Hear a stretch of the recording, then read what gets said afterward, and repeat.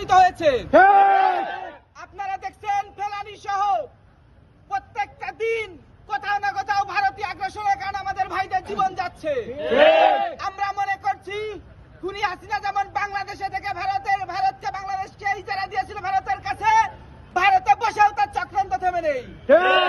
প্রত্যেকটা দিন ভারতের সীমান্তে আমাদের ভাইদের জীবন যাচ্ছে।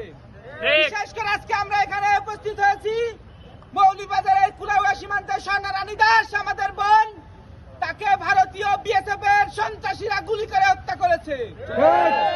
আপনারা জানেন মাত্র 14 বছরের একটি মেয়ে আমাদের বোন, সে তার মামার বাড়ি, সে তার আত্মীয় স্বজনের বাড়ি, তার মায়ের সাথে ভারতে যাচ্ছিল। ভারতীয় সন্ত্রাসী বাহিনী কি পারত না তাকে আটক করতে? যদি তার কোনো দোষ থাকতো তাকে আটক করত, তাদের দেশের আইনে বিচার করত, কিন্তু গুলি করে মারার অধিকার তাদেরকে কে দিল?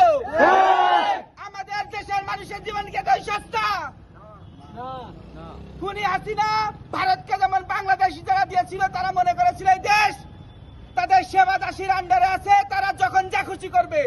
আমরা ভারতকে হুঁশিয়ার করে দিয়ে বলতে চাই, আপনাদের কোন সেবা দাসী বা দাস এখন বাংলাদেশের ক্ষমতায় নেই। এই দেশের সরকার জনতার সরকার, এই দেশের সরকার ছাত্রদের সরকার। আমরা ভারতের রক্তচক্ষুকে ভয় পাই না। আমরা আমাদের বিডিআরকে, আমাদের বিজিবিকে বলে দিতে চাই, তারা যদি এরকম দুঃসাহস করে একটা গুলি চালালে আপনারা 10টা গুলি চালাবেন। আমরা ভারতীয় আগ্রাসনকে রুখে দিতে চাই। এই সরকার ভারতীয় আগ্রাসনের বিরুদ্ধে ব্যবস্থা নেবে এই প্রত্যাশা করছি।